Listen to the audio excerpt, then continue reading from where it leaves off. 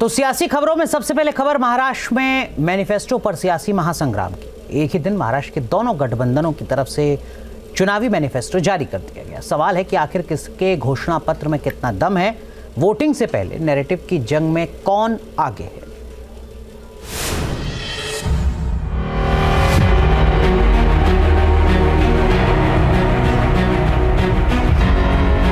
क्या कांग्रेस का कोई नेता सम्माननीय बाला साहब ठाकरे के सम्मान में दो वाक्य अच्छे बोल सकता है क्या?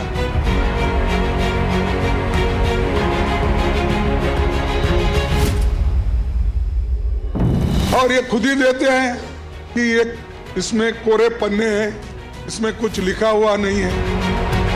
महाराष्ट्र में ऐसी सियासी लड़ाई पहले कभी नहीं देखी गई। दोनों तरफ हिंदुत्व के झंडा बरदार, दोनों तरफ सेकुलर सियासत के पहरेदार, इसके साथ साथ दोनों तरफ बाला साहेब और सावरकर की विरासत के दावेदार।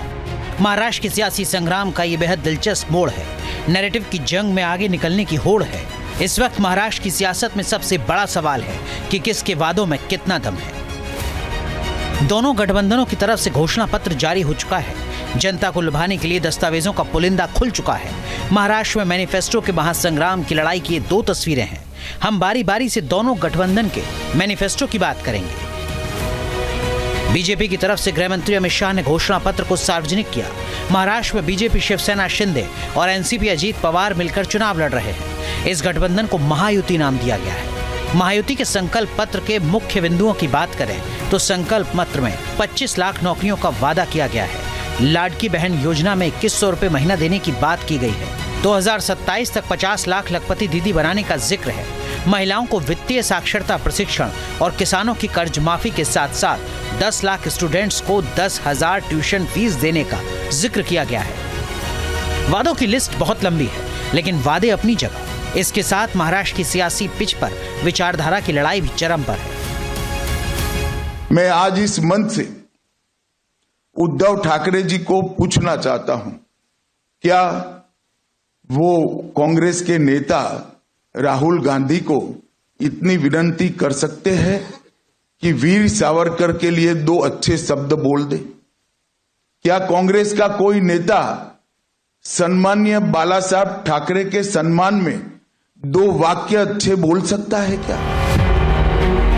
विपक्षी गठबंधन एमवीए यानी महाविकास अघाड़ी की तरफ से जारी घोषणा पत्र को महाराष्ट्र नामा का नाम दिया गया। दावा किया जा रहा है कि ग्रामीण विकास, उद्योग, रोजगार, शहरी विकास, पर्यावरण और जन कल्याण घोषणा पत्र की बुनियाद है। महिलाओं को हर महीने 3,000, महिलाओं को फ्री बस सेवा, 25 लाख रुपए तक का स्वास्थ्य बीमा, किसानों का 3 लाख तक का कर्ज माफ, नियमित कर्ज चुकाने पर 50,000 का प्रोत्साहन, बेरोजगारों को हर महीने 4,000 रुपए की मदद।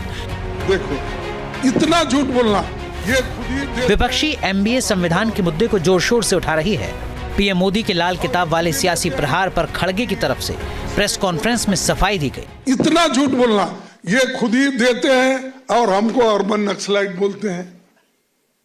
और ये खुद ही देते हैं कि ये इसमें कोरे पन्ने हैं, इसमें कुछ लिखा हुआ नहीं है। तो मैं आपको एक सबूत के तौर पर मैंने आपको बताया। इसीलिए सच्चाई ये है कि मोदी जी झूठ झूठ बोलते हैं। वादों का पिटारा खुल चुका है। अपने अपने वादों को बेहतर बताया जा रहा है, लेकिन सवाल जनता का है।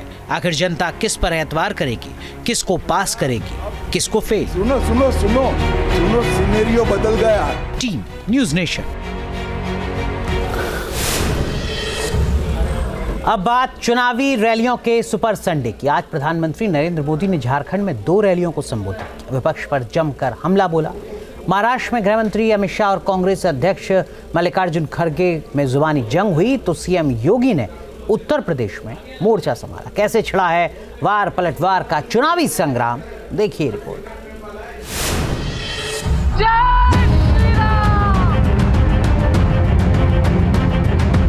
झारखंड और महाराष्ट्र में विधानसभा चुनाव का घमासान तेज हो गया है। रविवार को बीजेपी और विपक्षी दलों के नेताओं ने ताबड़तोड़ रैलियां की, एक दूसरे पर जमकर प्रहार किए।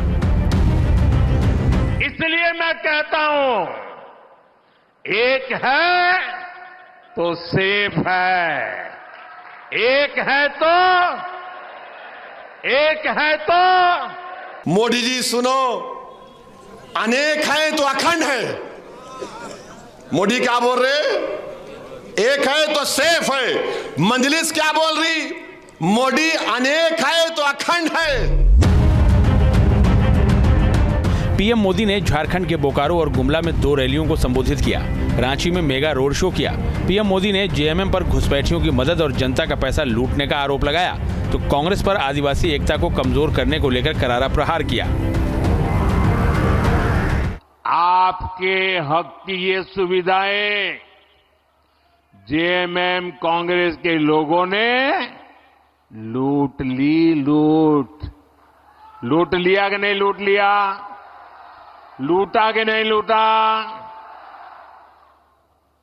आप मुट्ठी भर बालू के लिए तरस रहे हैं और इनके नेता बालू की तस्करी करके करोड़ों करोड़ों रुपए कमा रहे हैं।